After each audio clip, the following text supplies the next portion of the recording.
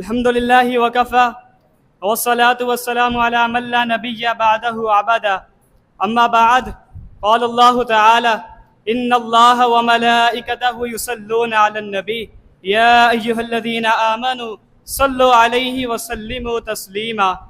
سامعین کرام، ہر قسم کی حمد و صلات اللہ وحدہ وحدہ اللہ سبحانہ و تعالی کے لیے اور بے شمار انگنت لاتعداد بے حد و حساب درود و صلات ہوں امام الانبیاء خاتم الانبیاء حبیب خدا جناب محمد الرسول اللہ صلی اللہ علیہ وسلم کی ذات اقدس کے لیے۔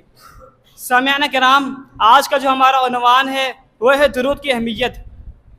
درود عربی زبان میں صلات تو کہتے ہیں، جس کے معنی نماز پڑھنا اور دعا کرنا، اور اصطلاحی تعریف رحمت و برکت کی وہ دعا جو اہل ایمان آپ صلی اللہ علیہ وسلم کے لیے کرتے ہیں۔ ایک وہ دعا جو ہم اپنے والدین کے لیے، اپنے عزیز و اقارب کے لیے، اپنے رشتہ داروں کے لیے کرتے ہیں، اور ایک وہ دعا درود کی صورت میں جو ہم سرور کائنات صلی اللہ علیہ وسلم کے لیے کرتے ہیں۔ اس دعا میں وہ پاور اور طاقت ہے، اس کے علاوہ کسی اور دعا میں وہ پاور اور طاقت نہیں ہے۔ نبی علیہ السلام نے فرمایا کہ دعا اس وقت تک قبول نہیں کی جاتی، یعنی قبولیت کے مقام تک نہیں پہنچتی جب تک رحمت عالم صلی اللہ علیہ وسلم پر درود نہ پڑھا جائے۔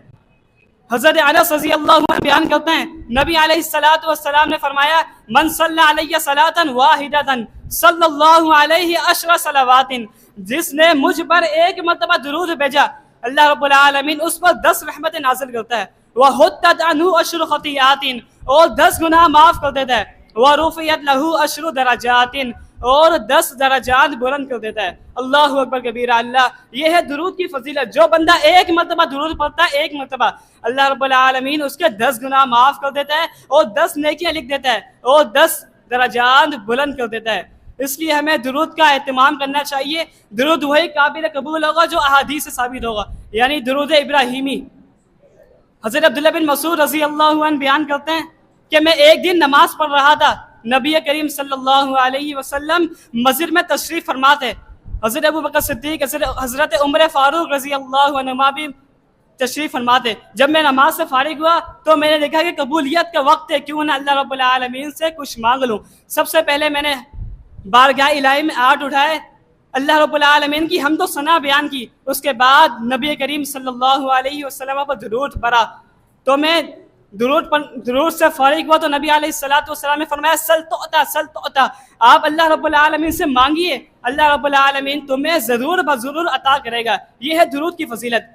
اسی طرح حضرت ابی بن کعب رضی اللہ عنہ بیان کرتے ہیں کہ میں نے عرض کیا یا اللہ کے رسول صلی اللہ علیہ وسلم، میں آپ پر کثرت سے درود پڑھتا ہوں، کیا میں کتنا وقت آپ کے لیے درود پڑھنے پر وقف کر دوں؟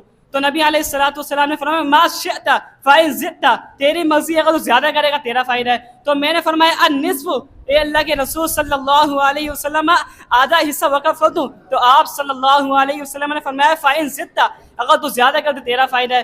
تو میں نے فرمایا الربع، وہ 1/4 حصہ۔ تو آپ نے دوبارہ یہی فرمایا وما زدت، اگر تو زیادہ کرے گا تیرا فائدہ ہے۔ تو میں نے فرمایا فالثلثین، یعنی 2/3 حصے۔ تو اس کے بعد میں نے درود شریف پڑھا۔